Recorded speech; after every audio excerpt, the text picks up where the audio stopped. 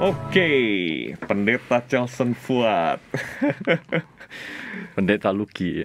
Iya, welcome ya. Terima kasih. Ini pertama kali ya mampir ke ngopi bareng ya. Benar. Wah, thank you banget loh ini untuk kesediaannya untuk ngopi bareng sama saya. Gimana kesibukan di STT? Pertama ya terima kasih ya sudah diundang ya. Saya berasa nih nostalgia gitu. Dulu pernah pelayanan bareng, sekarang bisa pelayanan bareng lagi. Bersyukur kepada Tuhan. Ya. Nah saya sekarang kan mengajar di STT Amanat Agung. Jadi memang ada banyak kesibukan mempersiapkan kuliah karena kan setelah studi baru pertama kali lagi kembali untuk mengajar beberapa mata kuliah yang baru. Jadi memang sibuk mempersiapkan bahan ajar dan juga berkenalan dengan para mahasiswa juga rekan-rekan dosen yang lain begitu.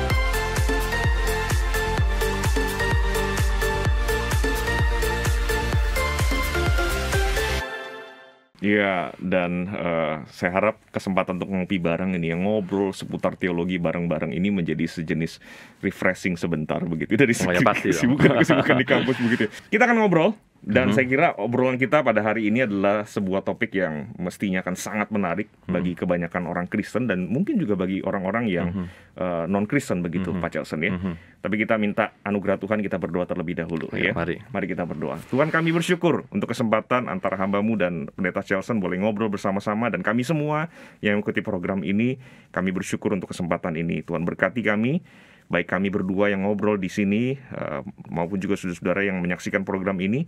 Tuhan berkati kami, Tuhan nyatakan diri-Mu dan nyatakan kebenaran-Mu ya Tuhan kepada kami pada waktu kami bersama-sama mendiskusikan kebenaran firman-Mu. Di dalam nama Tuhan Yesus kami berdoa. Amin. Pak Charleston, kalau kita baca Alkitab ya, tentu kita akan menemukan banyak teks-teks yang sulit untuk kita pahami begitu ya. Dan saya kira itu lumrah-lumrah saja begitu ya, mengingat gap waktu antara Alkitab itu pertama kali ditulis begitu ya, dengan kita itu kan jauh begitu ya. Nah tetapi pada waktu kita baca Alkitab sebenarnya kita juga akan menemukan teks-teks yang bahkan sulit untuk kita terima. Nah tadi kan ngomong soal pemahaman. Tapi beberapa teks juga kayaknya kok sulit untuk kita terima dengan, ya mungkin kita katakan dengan akal kita, atau mungkin juga dengan perasaan kita, dengan hati nurani kita begitu ya. Saya nggak tahu apakah Pak Charleston pernah punya pengalaman seperti itu. Saya sih pernah begitu ya. Dan saya kira mungkin para pemirsa yang menyaksikan program kita juga pernah. Nah Pak Charleston, salah satu dari teks yang saya kira sulit untuk mungkin kita pahami dan seringkali sulit untuk kita terima, itu adalah teks-teks di Alkitab yang isinya itu mengandung kekerasan begitu ya. Atau mungkin kita sebut saja dengan istilah violence text begitu ya, teks-teks yang berisi kekerasan. Dan problemnya ini nggak sedikit begitu ya. Ya lumayan lah, dibilang banyak banget juga enggak, tapi maksudnya ini lumayan. Dan khususnya kalau kita baca Perjanjian Lama begitu ya, kita melihat teks-teks seperti ini muncul begitu ya. Nah alasan saya mengundang Pak Charleston adalah karena Pak Charleston seorang ahli PL begitu ya, ahli Perjanjian Lama, fresh nih, baru saja menyelesaikan studi doktoral dalam bidang Perjanjian Lama begitu ya. Nah jadi saya kira ini adalah orang yang tepat begitu, Pak Charleston orang yang tepat. Kenapa sih ada teks-teks yang berisi kekerasan itu di Perjanjian Lama begitu ya? Kita kan kayaknya gimana gitu loh. Ini kan ngomong Alkitab nih ya, kita apalagi kita orang Kristen, kita percaya ini adalah kitab suci begitu ya. Kok rasanya gimana gitu, kok di dalam Alkitab itu, di dalam kitab suci itu ada teks-teks yang isinya itu kekerasan. Ya gimana Pak Charleston? Gini, saya appreciate sekali ya Pak Lucky ini mengangkat isu tentang kekerasan di dalam Perjanjian Lama, karena tidak banyak sebenarnya orang-orang Kristen awam yang kemudian menemukan persoalan seperti ini di dalam Alkitab.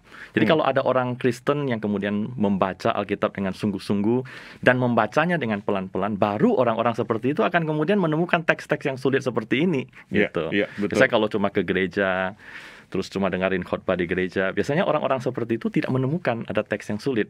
Jadi kalau orang menemukan teks yang sulit, teks yang berisi dengan kekerasan, pembantaian dan lain sebagainya, itu biasanya orang-orang yang memang membaca Alkitab dengan sungguh dan kemudian membaca dengan hati-hati dan dengan kritis. Betul. Jadi menemukan tuh di dalam Alkitab ternyata ada banyak sekali teks-teks yang karena jarak waktu dengan kita, mereka ditulis, teks-teks ini ditulis ribuan tahun yang lalu dengan konteks budaya yang sangat berbeda, lalu kemudian membuat kita tuh menjadi sulit untuk mengerti gitu ya. Nah, teks-teks yang sulit ini yang Pak Lucky angkat tadi yang berisi tentang kekerasan ini adalah teks-teks yang kenapa menjadi sulit, bukan karena kita tidak mengerti apa yang diceritakan sebenarnya, exactly. Tetapi karena itu tidak sesuai dengan apa yang kita bayangkan atau apa yang kita harapkan itu ada di dalam kitab suci kita. Betul.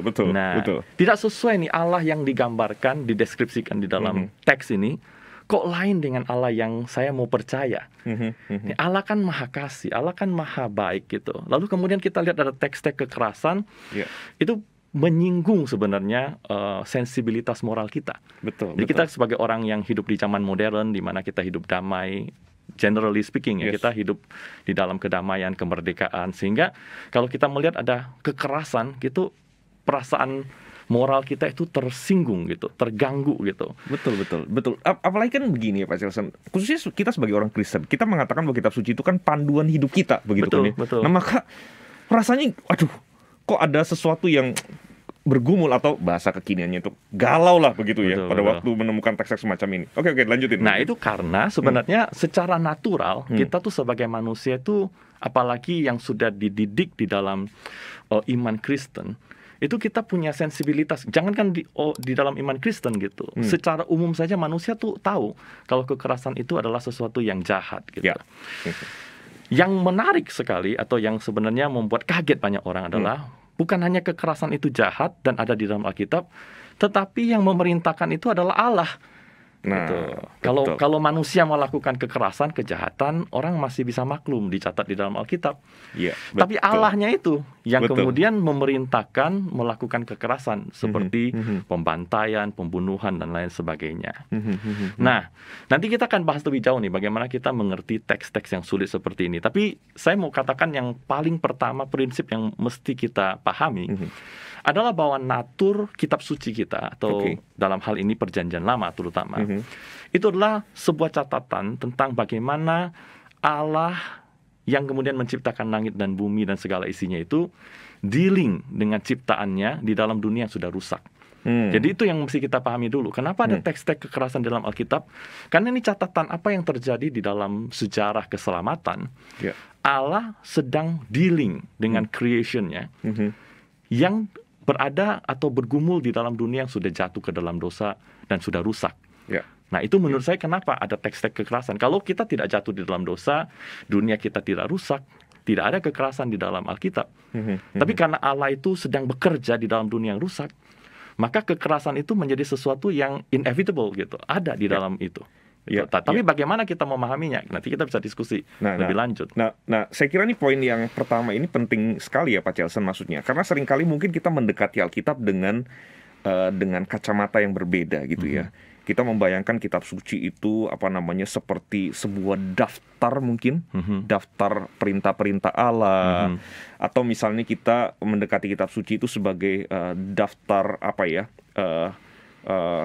moralitas ya yang harus kemudian dipatuhi atau dijalankan oleh kita begitu ya sebagai orang-orang yang percaya kepada kitab tersebut begitu.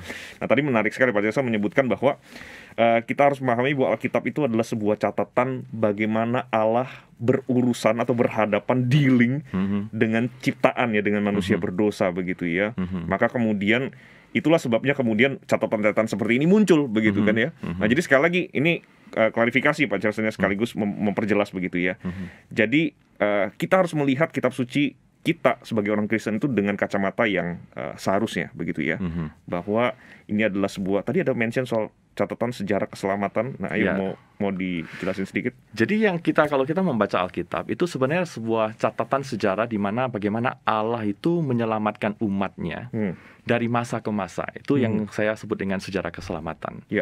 Jadi di dalam Allah melakukan penyelamatan atas umatnya atau ciptaan yang sudah rusak itu, kemudian di sana seringkali terjadi sesuatu yang tidak ideal, yang kemudian menjadi sebuah bentuk kompromi terhadap situasi yang tidak ideal itu. Nah, kita nanti lihat kekerasan ini sebenarnya sesuatu yang sebenarnya tidak ideal, tetapi yang kemudian tidak bisa dihindarkan. Tapi pada akhirnya ujungnya itu kemudian itu bukan sesuatu yang normatif.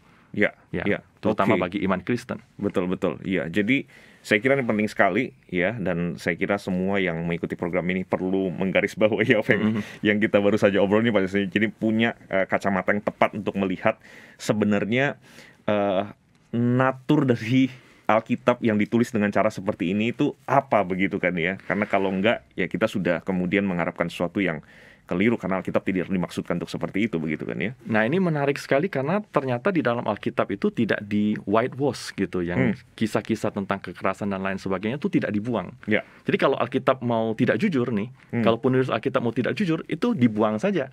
Yang kemudian mengganggu perasaan moral, yang menceritakan kegagalan, yang menceritakan sesuatu yang kemungkinan akan tidak bisa diterima gitu. Betul. Nah, jadi ini catatan yang jujur sekali tentang apa yang dialami oleh umat Tuhan di dalam sepanjang sejarah berjalan bersama dengan Tuhan. Nah, saya suka ini Pak Jason. Karena artinya begini, meskipun mungkin ada banyak hal di Alkitab yang kayaknya kok kita sulit mengerti, bahkan mungkin kita sulit terima begitu ya. Tapi sebenarnya di balik itu kita bisa melihat sebuah keindahan begitu ya, keunggulan bahkan kalau kita boleh katakan dari Alkitab, bahwa Alkitab ini adalah sebuah catatan yang jujur.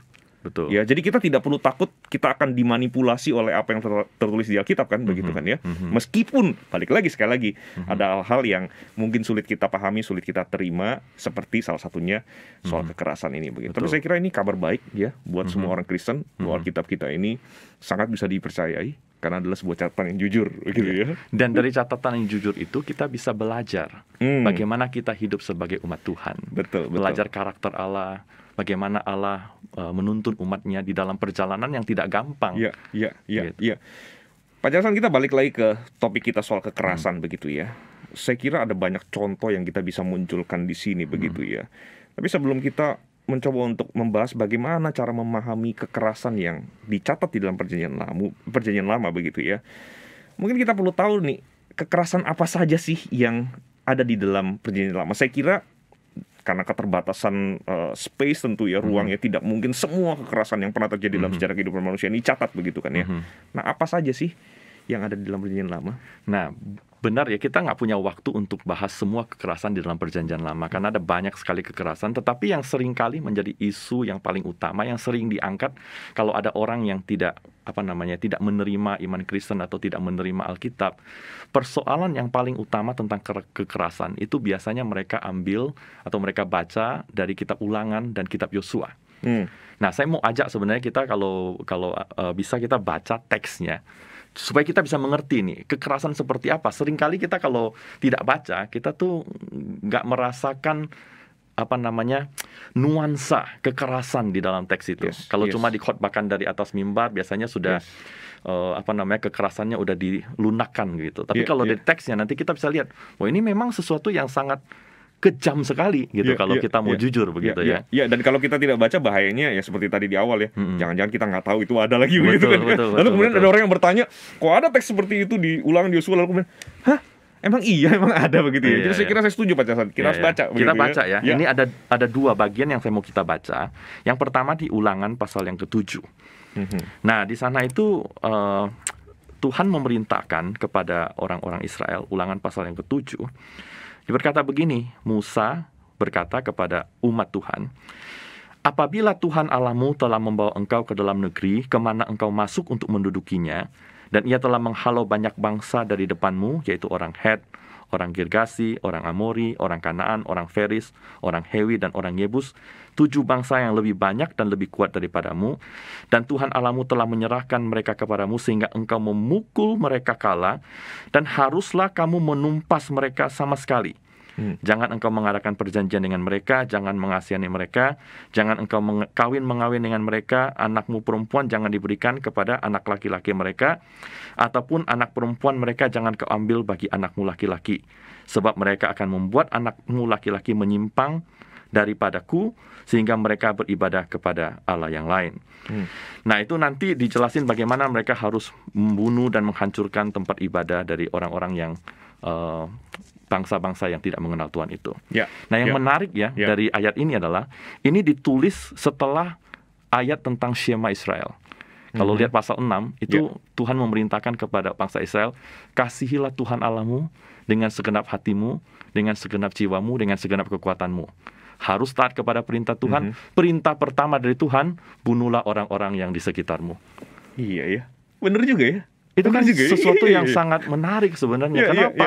Kenapa mengasihi Tuhan itu kemudian perintah pertamanya adalah kemudian membunuh orang-orang yang ada di sekelilingmu. Tidak boleh kawin mengawini dengan orang-orang yang ada di sekitarmu.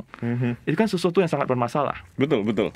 Nah, ayat yang kedua yang kita mau baca, yaitu adalah Ulangan pasal yang ke-20. Itu tentang hukum perang. Nah, saya mau kita baca secara khusus. Itu ayat yang ke 13 dan 14. Ya. Ini cerita tentang kalau kamu ke sebuah kota, kata firman Tuhan, kemudian orang itu, mereka tuh, kamu kelilingin kota itu tidak mau berdamai dengan kamu, maka kamu harus apa, kata Tuhan ya. Ayat ke-13, dan setelah Tuhan Allahmu menyerahkan ke dalam tanganmu, maka haruslah engkau membunuh seluruh penduduknya yang laki-laki dengan mata pedang. Hanya perempuan, anak-anak, hewan, dan segala yang ada di dalam kota itu, yakni seluruh jarain itu boleh kau rampas. Nah, itu yang pertama. Ya, tetapi kalau itu orang-orang itu dari bangsa-bangsa yang tinggal di Kanaan, nanti kita lihat di kitab Yosua misalnya, itu bukan hanya laki-laki yang dibunuh, tetapi juga anaknya, istrinya, semua yang bernafas, lembunya, keledainya, semua harus ditumpas sama sekali. Makanya di ayat 16 dikatakan di sana, tetapi dari kota-kota bangsa-bangsa itu yang diberikan Tuhan Allahmu kepadamu menjadi milik pusakanya, jangan kau biarkan hidup apapun yang bernafas. Jadi kalau ketemu bayi mesti dibunuh, ketemu perempuan, anak kecil misalnya mesti dibunuh. Gitu. Nah, itu kan sesuatu yang mengerikan gitu. Betul. Nah, kalau kita di dalam Alkitab misalnya gitu ya, kalau kita suka di cerita sekolah minggu misalnya kan, kita besar di sekolah minggu, suka ada cerita tentang tembok Yeriko. Ya kan, kemudian berputar 7 kali, ya 1 kali per hari, hari ke-7 berputar 7 kali, kemudian rubuh, dan kemudian bangsa Israel mengalahkan bangsa Yeriko. Biasanya cuma begitu ceritanya. Tapi kalau kita baca ceritanya kan bukan cuma mengalahkan, tetapi bangsa Israel itu menumpas seluruh orang Yeriko itu, dari anak-anak, dari laki-laki ke perempuan, dari orang tua sampai ke anak muda, sampai semua binatang-binatang itu dibunuh oleh orang Israel. Nah, yang begini kan kita nggak ceritakan sekolah minggu, ya kan? Betul. Kita sudah whitewash ini, yang cerita-cerita yang mengerikan ini. Makanya ada misalnya profesor-profesor yang di Amerika yang tidak percaya bahwa kita harus percaya kepada Alkitab, nih mengatakan bahwa Alkitab ini sebenarnya nggak cocok untuk dibaca oleh anak kecil. Ya, gimana mau kasih baca anak kecil, ya? Betul. Karena itu isinya adalah kekerasan. Betul. Ya, kekerasan. Betul. Dan kalaupun misalnya begini, Pak Charles, kan kita punya anak nih, ya.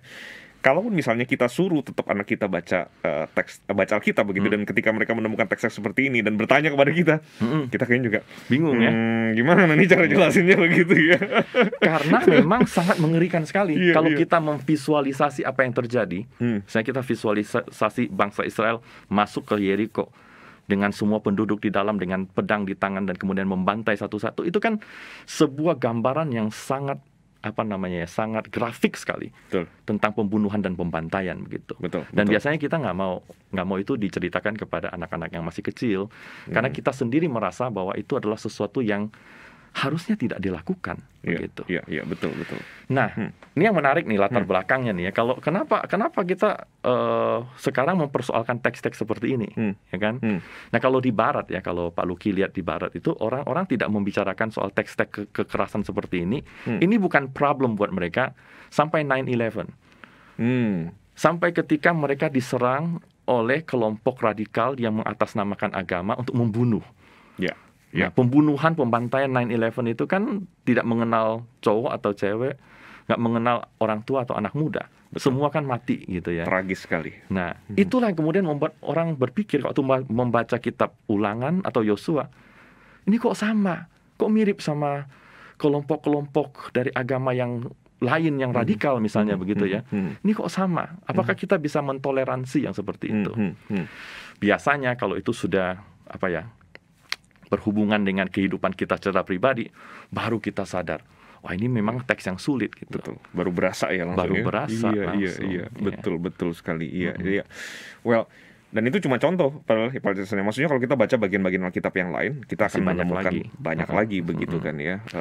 Nah ini kan perintahnya, nanti di kitab Yosua itu realisasinya, itu bagaimana bangsa Israel itu setia kepada Tuhan dan melakukan apa yang Tuhan perintahkan di kitab Ulangan ini dengan membantai orang-orang yang ada di kota-kota di Kanaan itu. Iya. Nah sebelum kita ngomongin realisasinya secara mungkin lebih lanjut di kitab Yosua begitu ya, saya ingin kita berhenti sebentar di sini, Pak Celson.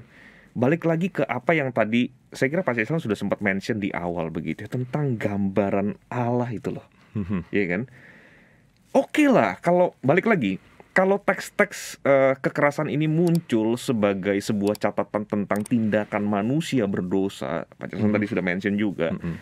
Well, kita akan merasa mungkin ya nggak enak memang tetap gitu ya, karena violence begitu ya. Tapi ya itu real, itu kenyataan. Manusia berdosa, ya memang manusia bisa sangat baik dan kadang-kadang bisa sangat jahat sekali begitu kan ya. Tapi memang sekali lagi kan, seperti yang tadi juga sudah di-mention, ketika ini diperintahkan oleh Allah, kok kayaknya sulit begitu ya. Nah, apalagi begini kan Pak Celson, sudah bukan rahasia lagi saya kira begitu ya. Kekristenan itu adalah sebuah keyakinan yang sangat menekankan soal kasih. Tadi perjanjian lama misalnya di Shema itu tadi ya, Shema Israel tuh Ulangan pasal 6 gitu misalnya. Atau misalnya kalau saya boleh lompat ke perjanjian baru, karena ini ayat yang paling mungkin terkenal buat orang Kristen, bahkan buat orang non Kristen pun juga tahu lah saya kira tentang ayat ini. Yohanes 3:16 Pak Celson. Ya karena begitu besar kasih Allah kepada dunia ini begitu kan ya. Dan itu terus kemudian yang menjadi keyakinan yang begitu penting yang dipegang oleh orang Kristen begitu kan ya. Nah, pada waktu kita melihat teks-teks kekerasan seperti ini, dan balik lagi sekali lagi menggarisbawahi sekali lagi, membuat isu kita menjadi semakin kompleks begitu ya. Apalagi ini diperintahkan oleh Allah. Kok kesannya itu kontradiksi, kesannya itu bertentangan, berlawanan dengan gambaran kita tentang Allah yang penuh kasih begitu ya. Maka di sini kan kita diperhadapkan kepada sebuah sebuah pertanyaan yang sangat sangat kritis sekali begitu ya, sangat kritikal sekali begitu ya. Apa iya Allah itu seperti itu? Setidaknya apakah iya itu gambaran Allah sebagaimana yang ada di dalam Alkitab begitu ya? Atau kalau kita mau lanjutkan sedikit misalnya, apakah memang tadi kan kita ngomong PL, saya sempat mention soal PB begitu ya. Apakah memang ada perbedaan penekanan atau penggambaran tentang karakter Allah di perjanjian lama dan di perjanjian baru begitu ya? Atau kalau mau lebih iseng lagi nih Pak Celson begitu ya, habis ketemu ngobrol sama orang sakti begitu ya, jadi saya banyak pertanyaan iseng begitu kan ya. Kalau kita mau lebih iseng lagi, lebih kritikal lagi, apakah Allah ini seolah-olah berkepribadian ganda begitu ya? Ya maksudnya di satu sisi begitu ya, sangat jahat begitu ya, satu sisi itu sangat penuh kasih begitu ya. Ya, saya sangat appreciate ya Pak Luki mengangkat isu tentang Allah di dalam perjanjian lama dan Allah di perjanjian baru. Bagaimana kita melihat bahwa Allah perjanjian lama itu penuh dengan kekerasan, Allah perjanjian baru kelihatannya penuh dengan kasih. Nah, sebenarnya pada waktu orang-orang membaca tentang Allah yang sebenarnya dalam tanda kutip kejam di dalam perjanjian lama itu, maka jalan keluar yang paling gampang itu adalah bagaimana? Adalah dengan menolak Allah yang ada di dalam perjanjian lama.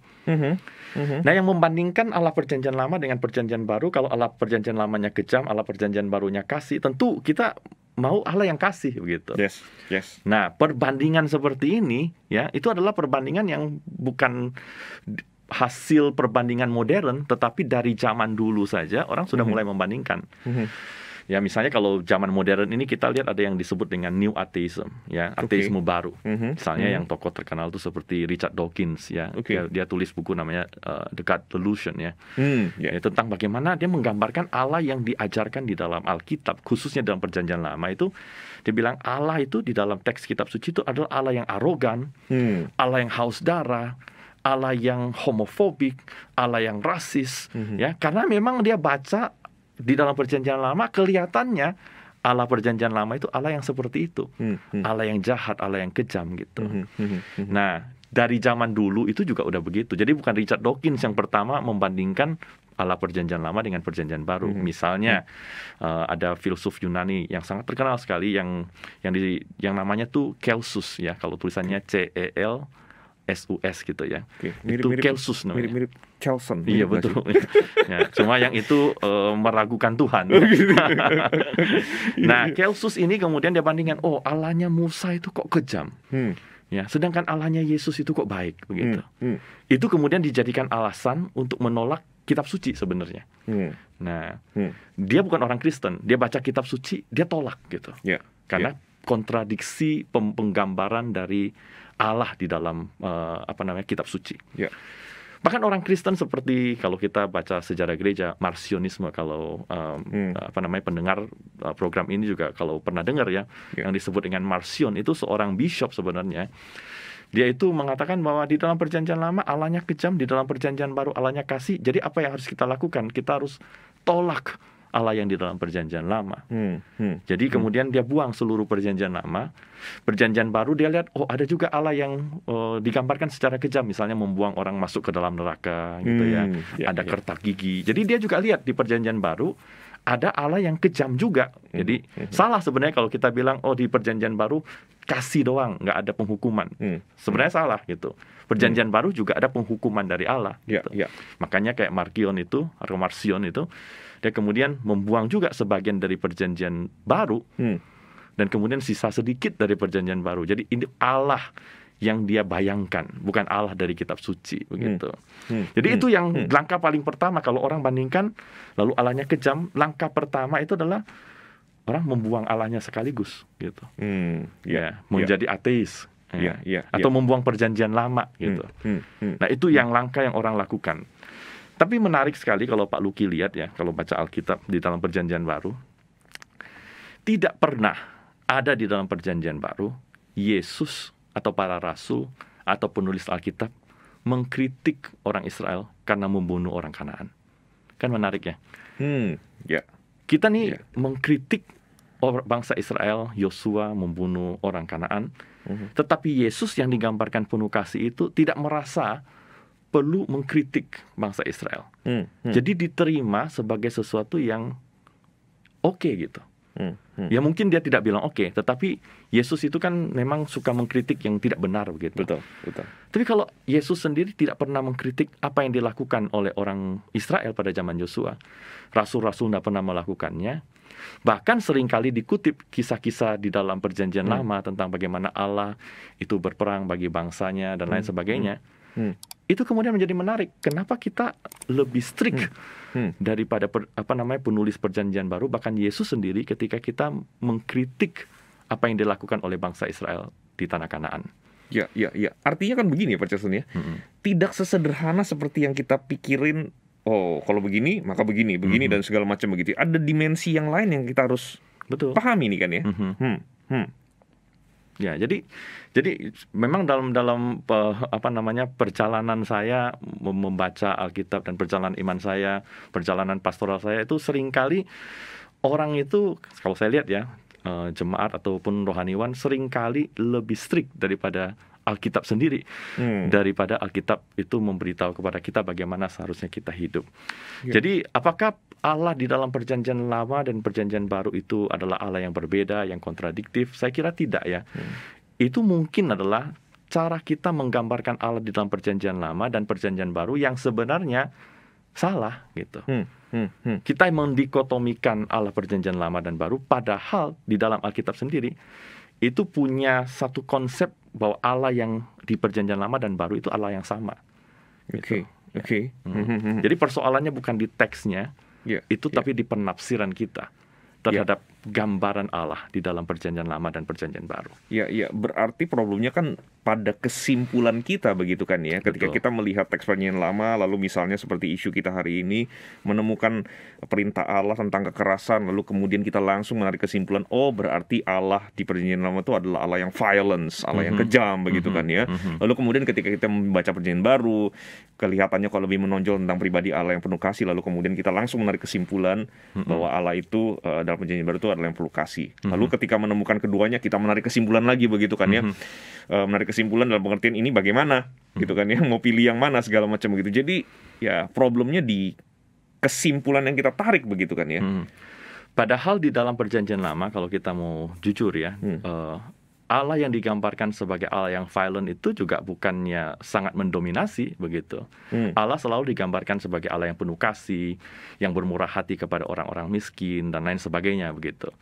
Nah, orang-orang yang kemudian mengkarakterisasi Allah sebagai Allah yang kejam, itu kemudian mengambil sebagian teks dan kemudian menyingkirkan teks-teks yang lain yang tidak sesuai dengan apa yang menjadi teorinya gitu. Dan kemudian ada orang-orang yang membaca perjanjian baru mengatakan Allah itu penuh kasih, tidak ada penghukuman, lalu menyingkirkan teks-teks yang juga berisi tentang penghukuman, yang tentang membuang orang ke dalam neraka, penghukuman dan lain sebagainya begitu. Iya.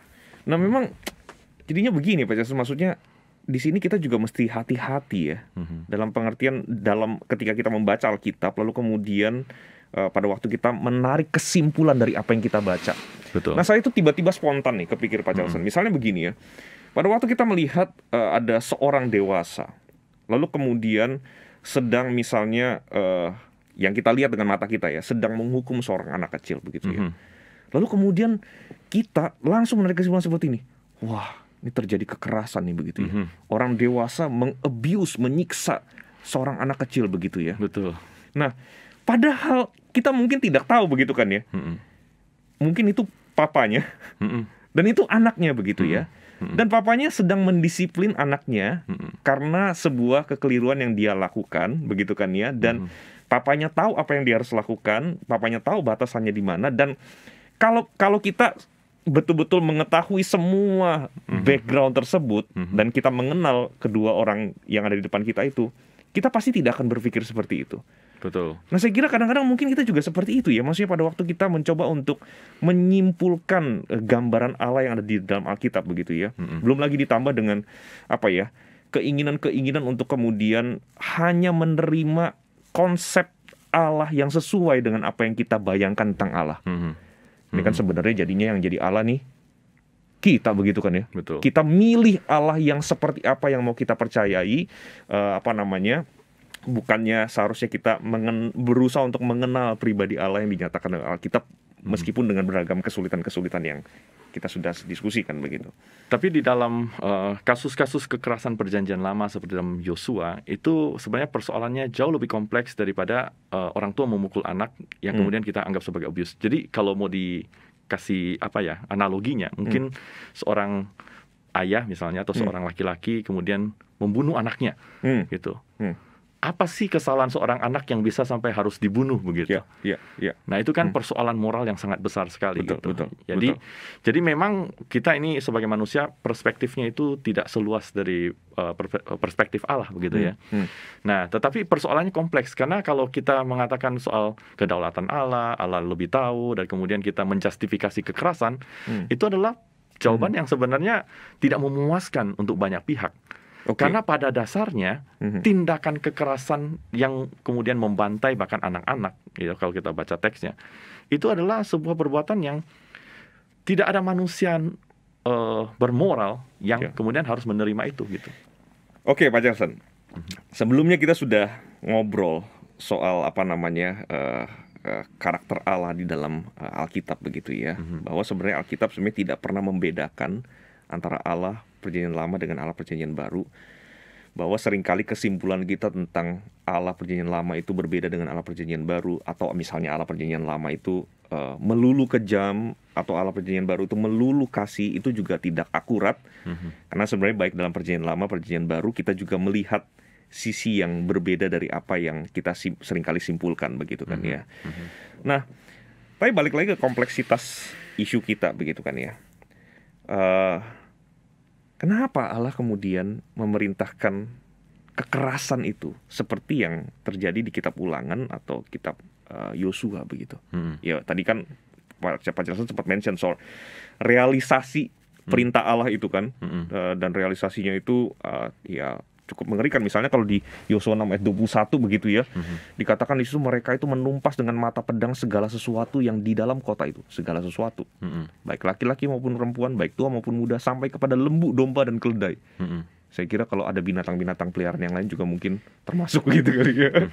Kenapa, Pak? Ya, itu apa namanya, adegan yang sangat berdarah sekali ya. Jadi makanya pertanyaan logisnya, kalau Allah begitu kasih, kenapa memerintahkan begitu? Kan pertanyaannya kenapa betul. Gitu. Nah, kita perlu lihat dulu dari alasan kenapa orang-orang kuno itu berperang gitu. Nah, orang-orang di dunia kuno mereka berperang itu minimal itu karena 3 hal. Yang pertama itu karena mereka mau mencari keamanan. Ya, biasanya kalau ada musuh yang kuat, mereka itu berperang supaya mereka itu tidak diganggu, tidak ditindas begitu. Nah, itu yang pertama. Ini ngomong-ngomong kuno ini, boleh bantu sedikit dunia timur dekat kuno. Dunia timur dekat kuno, kira-kira berapa ribu tahun yang lalu? Kalau cerita Yosua ya, kira-kira ya 3.200 tahun yang lalu lah kurang lebih ya. 3.200, 3.300 tahun yang lalu. Ini by the way disebut timur dekat kuno, itu karena bagi orang-orang Eropa itu daerah Kanaan itu ada di sebelah timur mereka dan dekat ketimbang daerah-daerah kayak di China atau di Southeast Asia gitu, yang timurnya ada jauh sekali gitu. Jadi kalau China kan disebut Far East gitu. Ini Near East dan kuno. Ancient tapi yang kuno, ancient yang 3.000 tahun yang lalu begitu. Betul, supaya pemirsa tahu ini ada gap yang jauh sekali begitu ya. Yang mencari keamanan itu kan bukan cuma persoalan orang kuno, tapi orang modern juga begitu ya. Dalam perang-perang di dunia modern itu salah satu persoalan paling utama yang menyebabkan perang itu adalah soal keamanan gitu. Supaya tidak dijajah oleh bangsa yang lain. Ya. Itu yang pertama. Yang kedua itu adalah untuk mencari kekayaan. Ya, mencari upeti. Jadi udah besar, udah aman, tetapi dilihat di tetangganya tuh ada yang lebih yang punya harta gitu, kemudian diserang supaya bisa mendapatkan hartanya. Itu yang kedua. Yang ketiga, ini yang menarik, yang beda dengan dunia modern sebenarnya. Itu adalah mereka tuh melakukannya untuk alasan religius, walaupun sekarang masih banyak yang melakukan alasan religius ya. Tetapi di dalam wawasan dunia mereka, cara berpikir mereka, itu bahwa terjadi ketidakseimbangan atau kekacauan secara kosmik ya, sehingga Allah mereka tuh memerintahkan supaya dilakukan perang untuk menjaga kestabilan atau ketertiban kosmik gitu. Yang kalau di dalam bahasa Alkitab itu disebut shalom. Jadi shalom itu sebut damai. Nah, untuk mencapai damai itu Allah itu berperang bersama dengan umatnya, dengan bangsa lain yang juga punya Allahnya gitu. Nah, sehingga kemudian nanti menciptakan ketertiban yang sesuai dengan apa yang diperintahkan oleh Allah yang memerintahkan perang itu. Jadi itu setidaknya ada 3 alasan. Keamanan, kekayaan, dan juga karena perintah dari Allah mereka menciptakan ketertiban. Nah, yang dilakukan oleh orang Israel ini yang mana gitu? Pasti itu bukan yang kedua, yaitu yang kekayaan. Karena di dalam cerita Yosua dan lain sebagainya, di dalam kitab Yosua itu ketika mereka berperang, itu untuk yang tanah Kanaan itu, yang kota-kota yang ada di tanah Kanaan, itu harus dimusnahkan beserta dengan barang-barangnya. Makanya tadi dibacain oleh Pak Luki, itu bahkan lembunya, kambingnya, semua mesti dibunuh. Jadi bukan untuk kekayaan. Walaupun kalau mereka menyerang kota-kota yang jauh, itu mereka boleh ambil kekayaannya. Ya, tapi yang dicerita misalnya di kisah Yeriko itu bukan untuk kekayaan. Tetapi apa yang dilakukan itu adalah untuk keamanan. Makanya setelah orang Israel itu berperang, maka dikatakan Allah mengaruniakan keamanan. Kenapa ada keamanan? Itu karena kota-kota yang kemudian menjadi pusat militer itu kemudian akhirnya dikalahkan dan memberikan keamanan bagi orang-orang Israel yang masuk dan tinggal di tanah Kanaan. Juga karena hal-hal religius, ya, karena di dalam kota-kota itu ada tempel, ada kuil-kuil penyembahan, ya. Kemudian Allah memerintahkan supaya mereka menghancurkan kota itu beserta dengan kuil-kuilnya. Makanya di dalam Ulangan pasal yang ke-7 tadi, kamu harus menghancurkan mezbahnya, patung-patungnya, segala macam. Itu alasan religiusnya. Kenapa? Ya. Cuma kan pertanyaan berikutnya adalah, memang alasannya sih bagus ya, untuk keamanan, alasannya bagus untuk supaya jangan menyembah kepada Allah lain, jangan tergoda gitu. Tapi pertanyaannya kan adalah, apakah cara yang digunakan itu adalah cara yang benar gitu? Apakah mesti dengan membunuh semua orang gitu ya? Betul. Apakah dengan harus membunuh para bayi gitu? untuk mencapai keamanan, untuk menghancurkan penyembahan berhala. Betul. Nah, sebenarnya Gimana sebelum menjawab pertanyaan itu ya, kita tuh perlu meluruskan satu hal ketika kita berbicara tentang kekerasan di dalam Perjanjian Lama. Pertanyaan yang paling mendasar menurut saya itu adalah apakah Allah itu benar-benar memerintahkan kekerasan seperti yang kita baca di dalam Alkitab. Jadi kalau kita lihat nih di Alkitab tuh, kamu harus tumpas semua yang bernafas, dari muda sampai tua, laki-laki dan perempuan. Apakah itu terjadi exactly seperti yang kita baca itu? Ya. Jadi pertanyaannya itu adalah apakah Allah itu benar-benar memerintahkan untuk membunuh semua orang atau semacam genosida, genocide, karena etnik Kanaan semua mesti dibunuh. Nah, maka di dalam dunia kesarjanaan Perjanjian Lama misalnya, itu setidaknya ada dua pandangan. Yang pertama adalah orang-orang yang mengatakan bahwa orang Israel itu sebenarnya salah memahami maksud dari Tuhan. Tuhan itu sebenarnya nggak nyuruh mereka bunuh, tapi kemudian mereka salah tangkap, kemudian mereka bunuh, lalu dicatat di dalam Alkitab mereka membunuh. Atau ada yang mengatakan bahwa memang nggak pernah terjadi peristiwa pembunuhan ini, karena waktu mereka bandingkan dengan arkeologi daerah di tanah Kanaan, kota-kota yang katanya dihancurkan, Yeriko misalnya, atau ada kota lain namanya Hatsor misalnya, Ai misalnya gitu, itu kota-kota yang sebenarnya dihancurkan sebelum zamannya Yosua. Jadi Yosua sebenarnya tidak pernah terjadi mereka menghancurkan daerah Kanaan. Either way, posisi seperti ini potensinya adalah meragukan firman Tuhan. Betul, itu yang tadi saya mau ngomong juga. Jadi potensi itu meragukan otoritas firman Tuhan sebagai yang bisa dipercaya gitu. Betul. Kalau Alkitab ini ternyata udah dicatat begini, ternyata nggak benar, itu kan sebenarnya ya mau ngapain percaya Alkitab kalau isinya itu nggak benar kan. Begitu kan ya. Dan ini baru ngomong soal kekerasan, jangan-jangan ada yang lain lagi ini kan. Jadi gimana nih dong? Makanya kalau New Atheism itu yang tadi yang Richard Dawkins itu menolak Allahnya, posisi seperti ini menolak Alkitabnya. Allahnya nggak ditolak, Alkitabnya yang ditolak. Ini bukan catatan yang baik gitu tentang Allah itu siapa. Jadi kita nggak bisa nih belajar tentang karakter Allah dari Alkitab. Itu yang ditolak itu firman Tuhannya. Kalau menurut saya sih pasti bukan dua-duanya ya. Pasti bukan Allahnya nggak baik, pasti bukan firman Tuhannya itu tidak akurat. Tapi apa? Saya sudah katakan dari tadi, penafsiran kita terhadap apa yang ditulis di dalam teks-teks ini yang sebenarnya kurang tepat begitu. Kemungkinan paling besar menurut saya adalah apa yang kita pahami tentang kekerasan dalam Perjanjian Lama itu adalah tidak seperti yang kita pahami pada umumnya. There is something else gitu. Di belakang teks-teks ini ada sesuatu yang lain yang terjadi. Kira-kira begitu. Dan itulah sebabnya kenapa ngopi bareng pada kali ini perlu menghadirkan seorang yang secara khusus belajar Perjanjian Lama ini. Untuk membantu kita memberitahukan setidaknya apa itu yang something else itu ya, apa sesuatu yang lain yang seharusnya kita juga perlu pertimbangkan atau perlu kita ketahui, perlu kita pahami terkait teks-teks tentang kekerasan begitu ya. Nah, jadi sebenarnya apa itu Pak Charleston? Menurut Pak Charleston sebagai seorang yang dalam hal ini ahli dalam Perjanjian Lama begitu ya, kekerasan seperti apa yang sebenarnya terjadi di kitab Yosua? Something else seperti apa yang harus kita lihat juga, yang harus kita pertimbangkan juga dalam hal ini?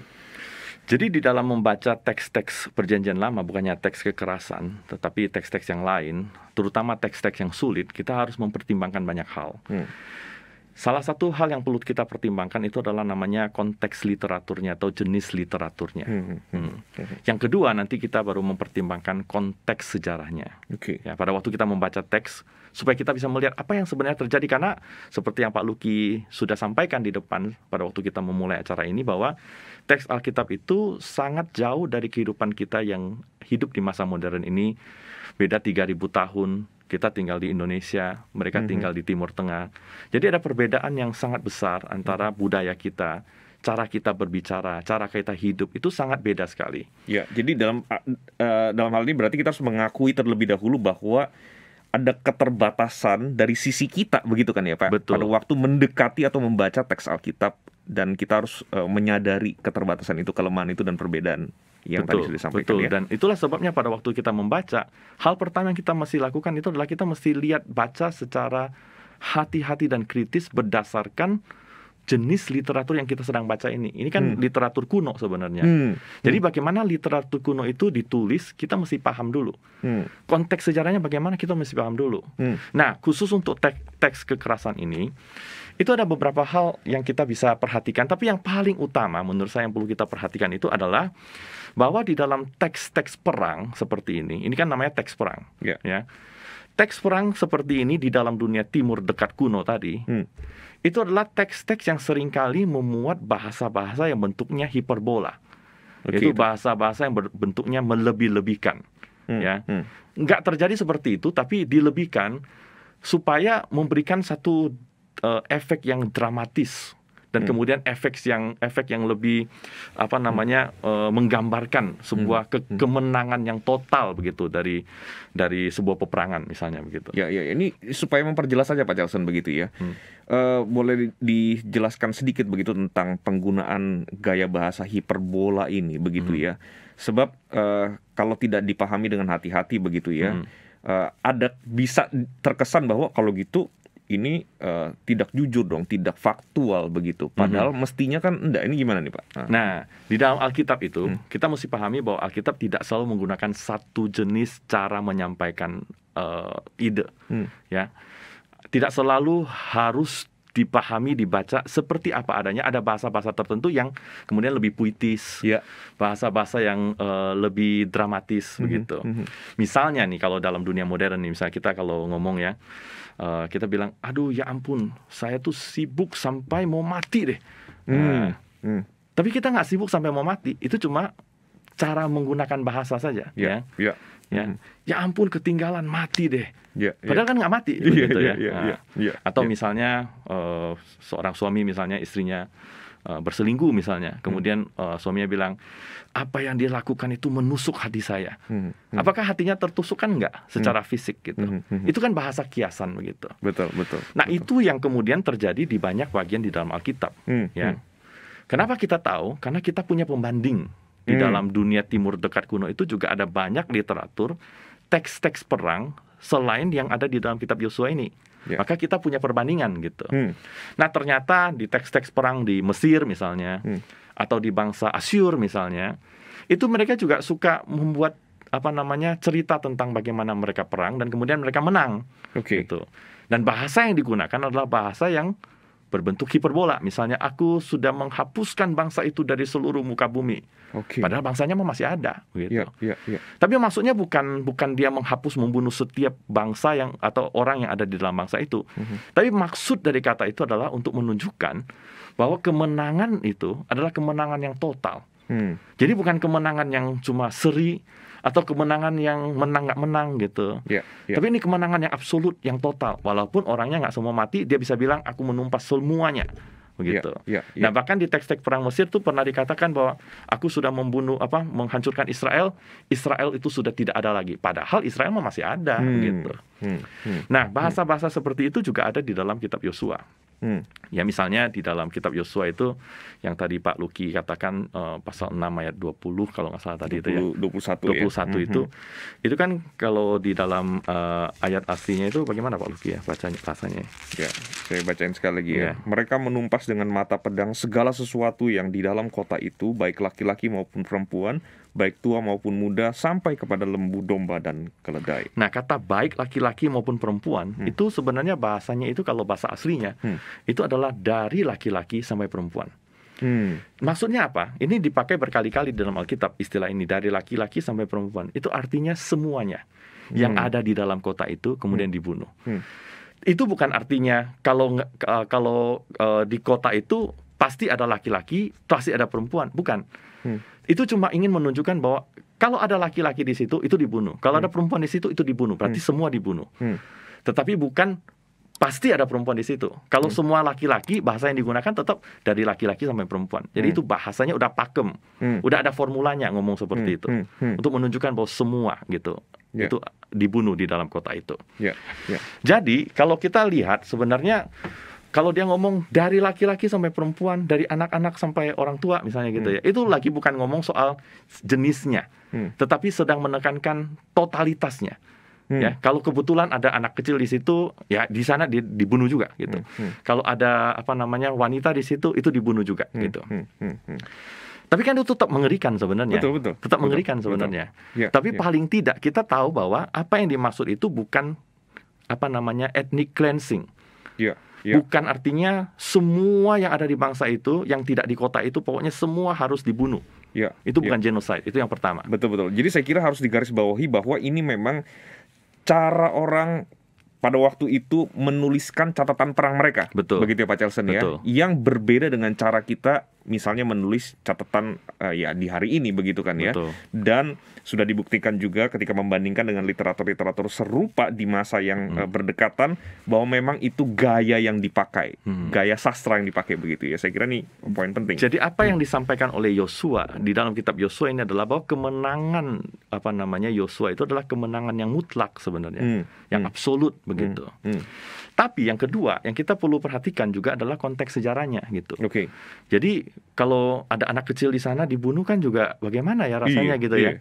Nah, kita perlu tahu nih sebenarnya apa yang terjadi di Yeriko misalnya di Yeriko. Itu kan sebuah kota sebenarnya kan ya. Nah, kita perlu paham dulu kota di dalam dunia timur dekat kuno di Kanaan itu seperti apa gitu. Bayangan kita kan kayak Jakarta misalnya kan gitu ya. Ada anak kecilnya, ada orang tuanya ya, terus ada pemerintahnya dan lain sebagainya begitu. Betul. Dunia timur dekat kuno yang disebut kota itu nggak seperti itu, terutama di masa Yosua itu. Yang disebut kota itu adalah tempat administratif dari seorang pemimpin, yaitu rajanya yang disebut Melek kalau bahasa Inggris, bahasa Ibraninya, bersama dengan pasukan militer dan kuil. Jadi yang tinggal di dalam kota itu adalah prajurit, rajanya, dan juga ada barak militernya, ada tempat makanan untuk tentaranya dan kuil. Penduduknya tinggal di mana? Tidak tinggal di kota. Penduduk itu tinggal di luar kota semua. Jadi pada waktu dikatakan orang Israel itu menghancurkan kota, itu bukan sedang berbicara tentang penduduk yang tinggal di luar kota. Itu berbicara tentang penghancuran pusat militer yang ada di tanah Kanaan itu. Ya. Jadi seringkali juga kalau kita lihat ya raja-raja yang kemudian dibunuh oleh Yosua gitu kan, ada yang disebut digantung lah apalah. Itu sebenarnya adalah bandit-bandit sebenarnya kalau kita baca dari teks-teks pada zaman itu. Itu di Kanaan itu ada banyak sekali kota-kota, ada banyak sekali raja-raja yang saling perang satu dengan yang lainnya. Dan kemudian mereka pungut pajak yang tinggi kepada penduduk yang tinggal di luar kota ini. Jadi sebenarnya mereka itu opresif sekali. Ya. Jadi orang-orang seperti inilah yang kemudian dihancurkan oleh Yosua. Nah, kalau Pak Luki membaca kisah Yosua kan, kita kan suka dengar cerita di sekolah minggu ya. Itu kota Yeriko dikelilingin sekali, gitu kan. Besoknya dikelilingin lagi. Itu sebenarnya adalah kisah tentang bagaimana melihat Yeriko itu sebagai pusat resistansi terhadap pasukan orang Israel yang mau masuk. Jadi keliling itu lihat apakah mereka itu mau menyerah atau tidak. Gitu. Jadi keliling itu bukan cuma ritual, tetapi juga untuk melihat apakah mereka itu resisten terhadap orang Israel gitu. Karena waktu mereka datang itu melihat orang Israel datang mau masuk ke tanah Kanaan, apa yang dilakukan raja-raja? Mereka bukan menyambut. Mereka itu semua bersekutu mau memerangi orang Israel.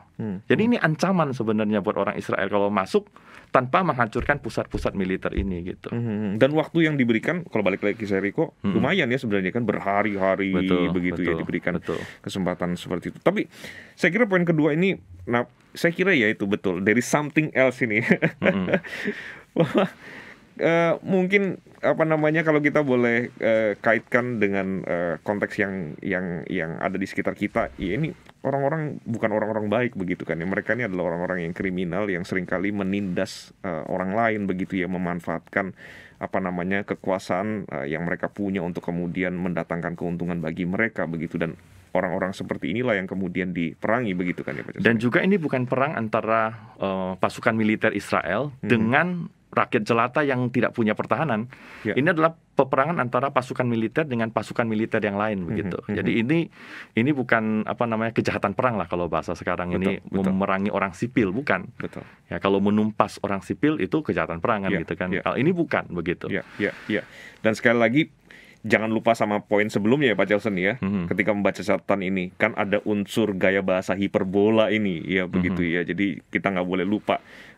Saya kira dengan dua hal ini sudah menolong kita setidaknya melihat something else yang lain. Masih ada something else dan yang lebih menarik, yang juga menarik ya, sebenarnya kalau kita lihat perintah dari Tuhan itu kan Tuhan kan bilang kamu harus menumpas semua orang, jangan ada yang kau biarkan hidup. Perintah berikutnya, jangan kawin mengawin dengan dia. Nah kalau udah ditumpas semua, kok masih bisa ada kawin mengawini? Itu sebenarnya nggak logik sebenarnya. Betul. Sudah nggak perlu lagi sebenarnya. Nggak perlu, perintah yang kedua itu udah nggak perlu begitu. Jadi mungkin ya kita punya penafsiran terhadap perintah pertamanya itu salah. Bukan menumpas semua orang, membunuh orang yang bahkan tidak ada hubungannya dengan militer, dibunuh, bukan gitu. Tetapi perintah itu terutama untuk kemudian memberikan keamanan secara militer untuk orang Israel, boleh tinggal di tanah Kanaan supaya mereka tidak diganggu oleh orang-orang yang para raja dan bandit-bandit ini yang tinggal di kota-kota ini, mereka tidak menyerang orang Israel. Nah kalau lihat arkeologi ya, orang Israel pada waktu masuk tanah Kanaan, mereka menghancurkan kota-kota yang ada di bagian pantai gitu. Tapi mereka nggak tinggal di situ setelah dihancurkan. Mereka tinggalnya di gunung. Orang Israel nih, dataran tinggi. Jadi mereka menghancurkan kota-kota yang tidak mereka tinggali, tinggal di kota-kota yang mereka tidak hancurkan. Ya, saya ulangi ya.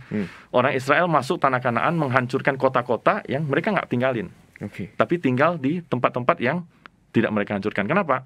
Karena menghancurkan kota-kota ini adalah pusat militer yang kalau tidak dihancurkan itu kemudian akan nanti menghancurkan orang Israel. Jadi ini sebenarnya survival untuk orang Israel. Jadi bukan karena mereka rasis atau benci atau apa, bukan. Tapi karena untuk keamanan dari orang Israel itu. Mengingat kota-kota tadi itu adalah kota-kota militer, begitu dan kan ya? Dan kota-kota yang penuh dengan bandit yang jahat sebenarnya, begitu. Nah memang harus minta ahli perjanjian lama nih baru kepikiran yang kayak gini-gini nih, baru tahu something else yang begini-begini nih. Ya kalau kita baca plain begitu saja nggak terlalu kelihatan. Nah saya kira ini juga jadi dorongan bagi semua yang menyaksikan program ini Pak Charleston untuk belajar lebih banyak lagi begitu ya, baik belajar firman Tuhan dan belajar dari beragam sumber-sumber yang baik begitu ya. Nah tapi saya melihat bahwa tetap masih ada kompleksitas di sini Pak Charleston, begitu ya. Ya, saya barusan mau ngomong bahwa memang penjelasan seperti ini pun sebenarnya tidak menghilangkan permasalahan yang ada di dalam teks tentang kekerasan itu. Betul, iya. Jadi tetap biar bagaimanapun setelah mendengar penjelasan tadi begitu ya. Kalau kita balik lagi ke gambaran tentang Allah itu loh Pak, ya. Kan Allah memerintahkan begitu ya. Ya. Nah, kalau Allah itu memerintahkan kekerasan itu, meskipun ya tadi kita berhasil melihat sisi-sisi lain yang selama ini mungkin luput dari perhatian kita, yang saya kira akan menolong kita untuk melihat gambaran yang berbeda begitu ya. Tapi balik lagi, kalau Allah itu memang memerintahkan kekerasan, lalu lantas pertanyaan, apakah memang kekerasan itu sesuatu yang diizinkan begitu ya untuk dilakukan? Nah, kalaupun misalnya, ya oke lah ini tidak berlaku untuk situasi umum begitu ya. Tapi mengizinkan kekerasan bahkan dalam situasi khusus pun rasanya kok tetap masih mengganjal begitu Pak. Meskipun ganjalannya tidak seperti pada waktu awal obrolan kita begitu ya. Ganjalannya mungkin sudah lebih banyak berkurang nih begitu. Tapi tetap masih ada ganjalan sedikit di sini Pak Charleston. Gimana nih? Saya kira Pak Luki ini kritis sekali ya, bahwa apa yang dijelaskan oleh saya di bagian yang terakhir itu, bagaimana kita melihat konteks sejarah, konteks literatur itu, walaupun soften the blow, tapi itu nggak solve the problem, ya nggak 100% solve the problem, karena tetap ada kekerasan. Kalau di dalam kota itu ada perempuan juga tetap dibunuh misalnya begitu ya. Cuma at least itu membuat kita membaca teks secara lebih beda gitu. Lalu bagaimana kita solve problem ini gitu ya? Memang dalam pendekatan tradisional ya, kalau kita tanya teolog-teolog yang berpandangan lebih tradisional gitu, yang lebih injili lah misalnya begitu, biasanya mereka akan memberi jawaban yang standar, yaitu bahwa Allah di dalam kekuasaannya itu berhak untuk memerintahkan pembunuhan terhadap orang-orang yang Tuhan memang tidak berkenan kepadanya. Ya, misalnya di dalam kitab Kejadian itu Tuhan berbicara tentang bagaimana Tuhan akan menunggu kejahatan dari orang-orang di Kanaan itu sampai penuh, baru Tuhan akan membinasakan mereka. Jadi intinya itu adalah bahwa Tuhan di dalam kedaulatannya, dia sebagai Tuhan, dia itu berhak dan tidak salah kalau dia memakai bangsa Israel untuk menumpas bangsa Kanaan yang jahat. Itu bisa jawaban yang standar. Ya, makanya kalau kita di dalam Alkitab misalnya di kitab Samuel misalnya, Imam Eli kan pernah ngomong dia itu Tuhan, ya. Jadi biarlah dia melakukan apa saja gitu kan, boleh gitu ya. Biasanya itu jawaban standar. Tapi memang jawaban seperti ini, walaupun secara teologis itu benar, bahwa Allah itu tidak mungkin salah. Allah itu kasih. Tapi kalau dia memerintahkan ini dalam kedaulatannya, dia lebih tahu, dia lebih bijak, lebih berhikmat, dia boleh melakukannya. Walaupun jawaban ini secara teologis itu oke. Tetapi ini tidak akan pernah bisa memuaskan orang yang melihat kekerasan itu secara inherently itu sesuatu yang salah, gitu. Nah, saya sendiri memang sadar bahwa tidak ada jawaban yang 100% itu akan memuaskan semua pihak, gitu. Betul.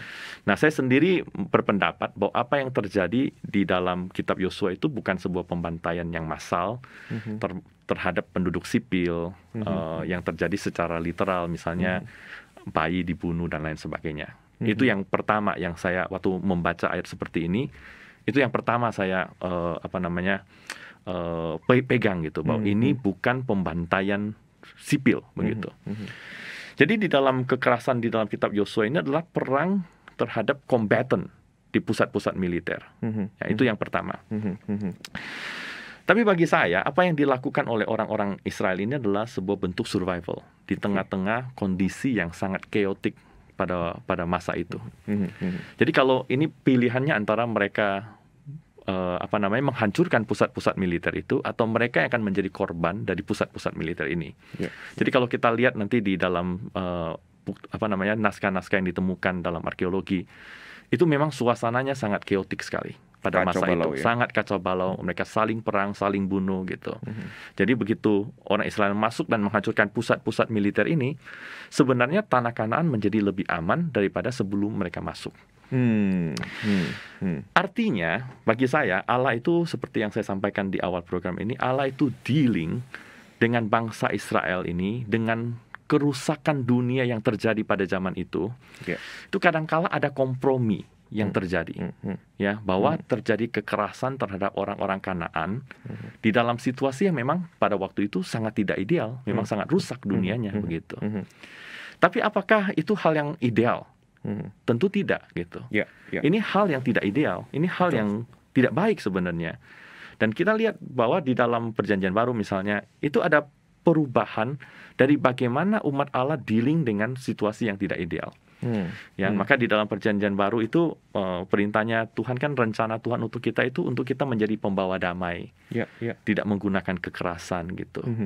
Apa yang terjadi dalam kitab Yosua ini adalah menurut saya sebuah bentuk kompromistis yang terjadi di dalam dunia yang rusak. Tapi ini bukan normatif, artinya bukan sesuatu yang kita boleh lakukan atau harus lakukan, gitu. Nah, di dalam Perjanjian Baru bahkan kalau kita lihat Yesus, ya, dia mati tidak melakukan kekerasan, bahkan mati karena kekerasan, gitu. Dalam melawan kekerasan itu dia mati dan menjadi korban dari kekerasan itu. Jadi lalu apakah kita boleh nih berperang melawan orang jahat, gitu ya? Kalau ada orang yang jahat berperang, kita boleh nggak? Ini kalau di dalam bahasa ininya ya perang suci, misalnya perang kudus, gitu ya, boleh nggak?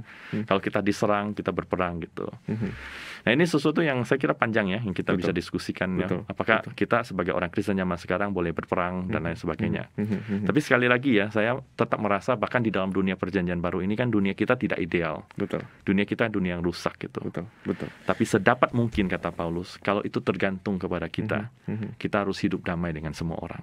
Begitu. Betul. Iya.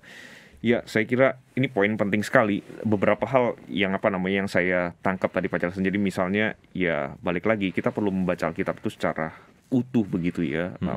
Kalau enggak, ya pasti kita tidak akan menemukan secara utuh apa yang Allah ingin komunikasikan kepada kita begitu ya. Betul. Dan ini menjadi bahaya sekali begitu ya, karena kita akan parsial sekali mengambil satu bagian firman Tuhan dan kemudian menganggap ini normatif, lalu kemudian itu yang kita jadikan sebagai pedoman dalam hidup kita nih kan. Ini kan bahaya begitu ya. Lalu kedua, saya kira dengan penjelasan Pak Charleston tadi menolong kita untuk menyadari bahwa memang untuk isu seperti ini, dan saya kira untuk beberapa isu-isu yang sulit sekali juga, kita tidak akan pernah bisa menemukan jawaban yang paling memuaskan. Sebab kan kita sedang bertanya pertanyaan yang secara mendasar itu seperti ini kan Pak Jason. Kenapa sih Tuhan begitu? Ya sejago-jagonya kita yang ngobrol atau siapapun yang kita undang di ngopi bareng ini, bahkan sampai bergalon-galon kopi kita habiskan. Tidak ada yang bisa memberikan jawaban yang paling memuaskan karena kita semua bukan Tuhan begitu kan ya. Kita juga tidak bisa mewakili Tuhan untuk menjelaskan apa yang menjadi alasan seutuhnya sampai memuaskan kita begitu kan ya. Tapi setidaknya saya yakin lewat obrolan kita menolong kita untuk melihat sisi-sisi lain yang mungkin selama ini luput dari perhatian kita, yang ketika kita ketahui dari sumber yang bertanggung jawab begitu kan ya, menolong kita untuk bisa membaca Alkitab, memahami Alkitab dengan saya kira lebih baik lagi begitu. Ya, saya kira itu benar sekali ya. Kita tidak akan pernah tahu apa yang terjadi 100%. Selalu akan ada misteri buat kita. Jadi itu sebenarnya keeps us humble gitu. Iya. Kalau kita tuh nggak merasa kita tahu segala sesuatu, kemudian menjadikan segala sesuatu normatif gitu. Betul. Jadi di dalam kita bergumul dengan teks-teks yang sulit, di dalam ketidaktahuan kita, di dalam kebingungan kita, itu kan sebenarnya ada bentuk perjalanan iman kita untuk mengenal Tuhan, untuk percaya kepada Tuhan baik di dalam segala hal. Itu kan butuh proses perjalanan seperti ini gitu. Dan di dalam perjalanan seperti ini kita menggumulkan teks-teks yang sulit ini, kita semakin mengenal Tuhan dan membuat kita menjadi seorang yang lebih rendah hati gitu. Iya, setuju sekali Pak Jason. Dan itu saya kira yang penting, dan saya kira itu juga yang menjadi salah satu poin penting di dalam ngopi bareng ini. Kita bukan cuma sekedar ngobrol, kita bukan sekedar menambah wawasan informasi, tapi kita juga rindu baik kita yang ngobrol berdua ini begitu ya, maupun semua yang menyaksikan program ini juga menjalani perjalanan iman seperti tadi Pak Jason katakan, di dalam kita mengenal Tuhan lebih lagi begitu. Baik kita yang sudah jadi orang Kristen sekian lama mungkin, ya perjalanan kita bersama-sama dengan Tuhan itu tiap hari itu sebuah proses begitu kan ya, proses mengenal Tuhan terus-menerus dan tidak pernah ada habisnya begitu ya. Ataupun juga bahkan mungkin bagi orang-orang, bagi saudara-saudara kita yang menyaksikan program ini yang mungkin ingin tahu tentang kekristenan, ingin tahu tentang Tuhan yang disembah oleh orang-orang Kristen begitu ya. Ya ini juga sebuah undangan bagi rekan-rekan kita ini untuk boleh mencoba masuk ke dalam perjalanan iman dalam mengenal Allah yang dinyatakan oleh Alkitab itu begitu. Betul sekali. Karena di dalam kita melihat sejarah keselamatan kita, di dalam kita membaca Alkitab dari awal sampai akhir, kita melihat bagaimana Allah itu di dalam pekerjaannya, di dalam apa yang dilakukan itu bahkan mau turun ke dalam dunia ini untuk mati buat kita, menderita kekerasan yang kita lakukan sebenarnya. Ini kan kekerasan tuh karena kita itu berdosa. Karena kita hidup dalam dunia yang sudah jatuh ke dalam dosa. Maka Allah itu kemudian masuk ke dalam dunia ini, menderita buat kita, menanggung dosa kita. Dan di dalam kekerasan yang dia alami itu, kemudian memberikan kita kelepasan begitu. Memberikan kita kebebasan, keselamatan. Sehingga makanya Alkitab di dalam Roma dikatakan bahwa di dalam Kristus tidak ada lagi penghukuman. Karena penghukuman itu sebenarnya kan adalah kekerasan yang ditimpakan kepada manusia yang berdosa begitu. Tapi di dalam Kristus kita sudah tidak ada lagi yang namanya penghukuman itu.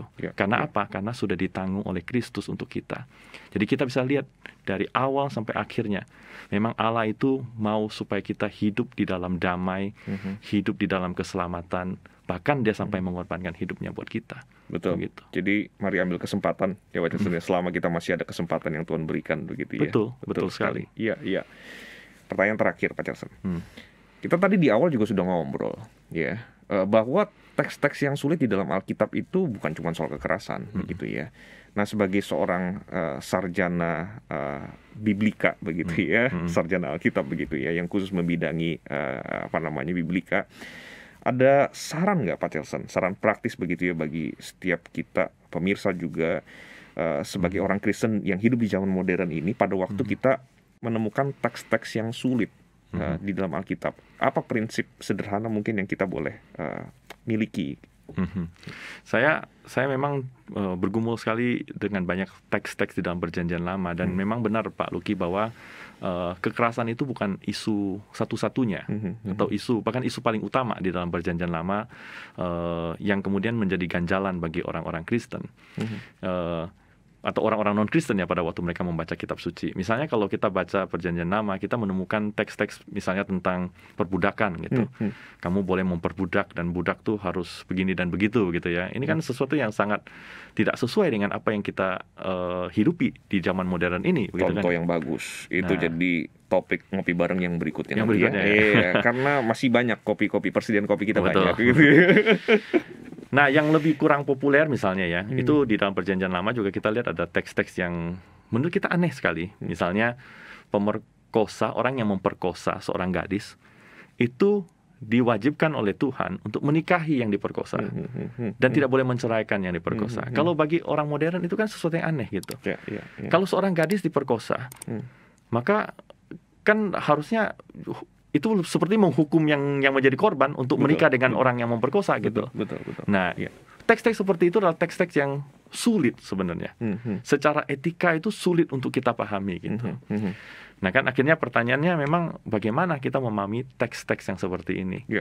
Teks yang kita begitu jauh dari kita, begitu beda dengan budaya kita, dan waktu yang begitu lampau gitu, begitu beda dengan hidup kita sekarang.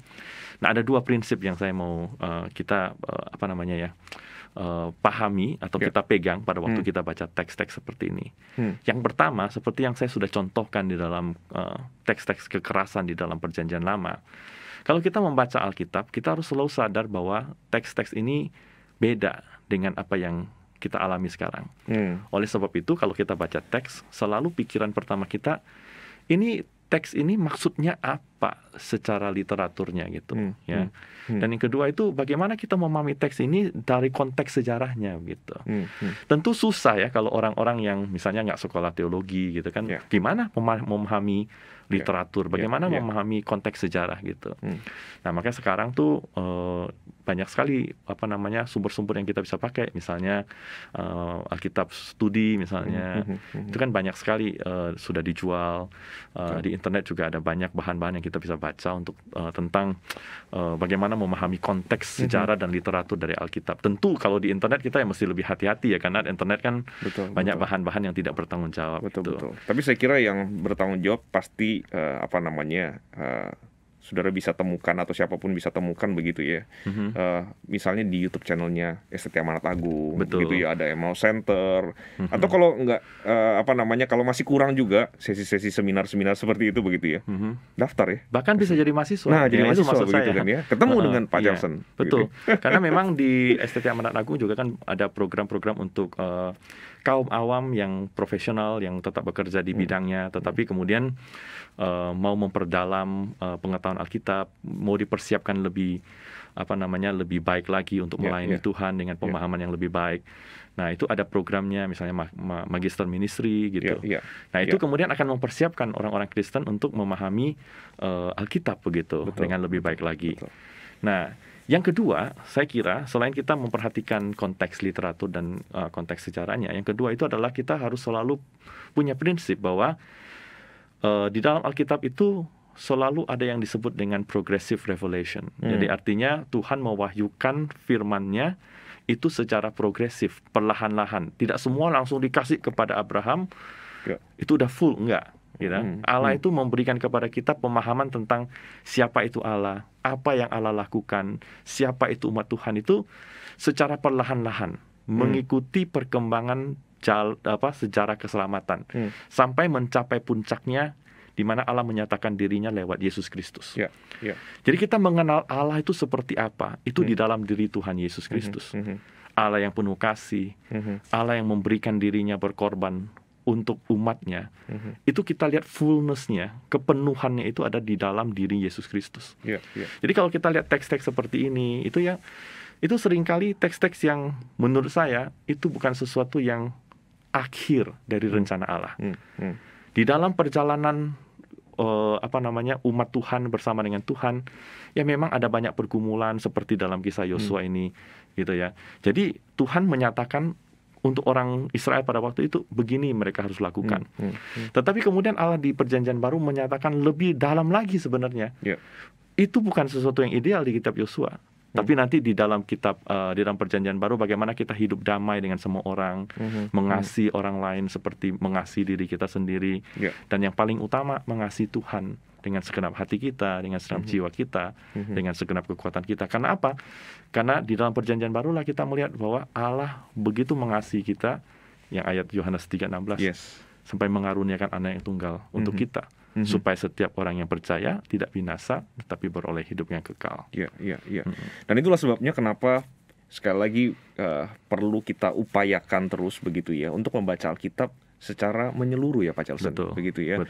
Nah, akan problem sekali kalau kemudian kita membiasakan diri kita hanya membaca bagian-bagian tertentu saja, apalagi cuman sejumlah ayat-ayat yang kecil. Bukan berarti tidak ada hal yang baik yang Tuhan bisa nyatakan, tetapi kita kehilangan kesempatan untuk melihat yang tadi ya, progressive revelation itu ya, pernyataan diri Allah yang sedikit demi sedikit yang makin lama makin utuh begitu ya, ketika kita baca secara keseluruhan begitu kita ya. bisa melihat skema besar dari rancangan Allah yang Tuhan mau untuk kita tuh seperti apa kalau kita membaca secara menyeluruh begitu. Betul sekali. Pak Charleston, kita udah ngobrol banyak hal ya, dan saya kira obrolan kita ini sekali lagi mungkin tidak akan bisa memuaskan semua pertanyaan yang masih ada di benak kita begitu ya. Tapi saya yakin sudah menolong kita untuk setidaknya dealing dengan isu-isu kekerasan yang ada di dalam Alkitab ya, dan saya kira menolong kita semua untuk membaca Alkitab dengan pemahaman yang lebih baik begitu. Thank you banget ya untuk kesediaannya ngopi bareng sama saya. Enak loh ya, cuman dibilangin ini kita mau ngopi, datang lalu ngobrol panjang lebar begini. Benar ya. Udah berapa lama sih? 1,5 jam aja. Pokoknya yang penting ada kopi begitu kan ya. Jadi thank you banget untuk waktu yang diberikan untuk ngopi bareng, kapan-kapan ngopi bareng lagi begitu ya. Nah, sebelum kita mengakhiri program ini, apakah ada sesuatu yang ingin disampaikan sebagai penutup mungkin kepada siapapun yang menyaksikan program ini? Jadi dalam saya bergumul dengan teks-teks Alkitab ini, saya sebenarnya menyaksikan ya bagaimana Allah itu begitu mengasihi kita ya. Di dalam pergumulan kita, di dalam hidup di dalam dunia yang penuh dengan pergumulan dan penderitaan ini, itu Allah itu mau hadir di tengah-tengah kita dan menolong kita, menuntun kita, bahkan di dalam pergumulan kita yang kita rasa kita nggak sanggup gitu ya. Kalau kita lihat orang Israel, mereka tuh sebenarnya bangsa yang kecil. Mereka tuh tidak punya sesuatu yang besar yang mereka bisa banggakan. Tetapi kemudian mereka bisa berhasil itu karena Allah bersama-sama dengan mereka. Dan saya kira itu juga sama berlaku buat orang-orang yang percaya kepada Tuhan hari ini ya. Orang-orang yang ikut Tuhan, berjalan bersama dengan Tuhan. Walaupun kita ini bukan siapa-siapa, kita nggak punya banyak kemampuan gitu ya. Tetapi kalau bersama dengan Tuhan, Tuhan itu akan menolong kita, memberkati hidup kita. Dengan percaya kepada Tuhan, dengan ikut Tuhan, ada berkat-berkat Tuhan yang Tuhan mau limpahkan di dalam hidup kita. Nah, persoalannya adalah apakah kita mau nih berjalan bersama dengan Tuhan, percaya kepada Tuhan, menyerahkan hidup kita, pergumulan kita, penderitaan kita, masa depan kita, cita-cita kita kepada Tuhan gitu. Kalau kita mau, saya percaya Tuhan akan memberkati hidup kita. Betul. Dan masih ada kesempatan selama kita diberikan kesempatan hidup dalam dunia ini, Pak Charleston. Jangan sia-siakan kesempatan Tuhan berikan. Thank you banget sekali lagi Pak Charleston. Sama-sama. Kita tutup dalam doa ya. Mari kita berdoa. Tuhan, terima kasih buat obrolan yang boleh kami lakukan. Kami bersyukur untuk banyak hal yang boleh kami pelajari. Kami percaya itu pun datangnya dari Tuhan yang ingin menyatakan kebenaran-Mu kepada kami. Berkati apa yang sudah kami bicarakan, berkati semua rekan-rekan yang menyaksikan program ini, berkati juga hamba-Mu, Pendeta Charleston, di dalam kehidupannya dan pelayanannya secara khusus di STT Amanat Agung. Kami bersyukur kepadamu, di dalam nama Tuhan Yesus kami berdoa. Amin. Amin. Thank you Pak Charleston. Terima kasih banyak Pak Lucky.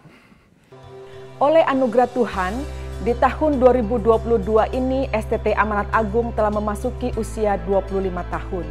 Sebagai institusi pendidikan tinggi teologi yang terus bergerak maju di bumi Indonesia, STT Amanat Agung berkomitmen kuat untuk membentuk dan mendidik orang-orang percaya yang terpanggil melayani Tuhan secara penuh waktu.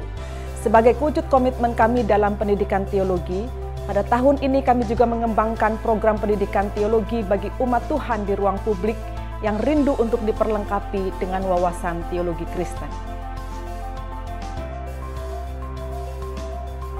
Penyelenggaraan pendidikan di STT Amanat Agung berbasis pembelajaran transformatif, Secara intensional, kurikulum dan pola belajar dirancang sedemikian rupa agar mahasiswa secara terarah dapat mengalami perubahan dan pengembangan dalam dirinya, baik dari segi akademis, nilai, sikap, karakter, keterampilan, maupun kemampuan berpikir kritis.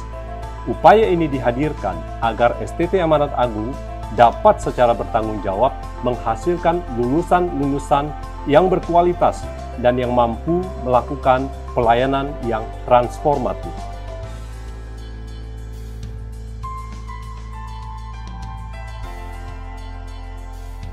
Pendidikan transformatif juga mencakup transformasi spiritual dan kecakapan melayani sebagai hamba Yesus Kristus. Untuk itu, kami berkomitmen menolong dan membimbing mahasiswa untuk mengalami transformasi diri menjadi semakin serupa dengan Kristus. Kehidupan di kampus didesain untuk menumbuhkan sikap kehambaan Kristus sehingga mereka siap melayani di dalam segala keadaan. Praktik pelayanan mahasiswa dirancang untuk menumbuhkan keterampilan sekaligus meluaskan jejaring pelayanan mahasiswa. Dengan semua ini, diharapkan para mahasiswa akan semakin menghayati panggilannya secara utuh.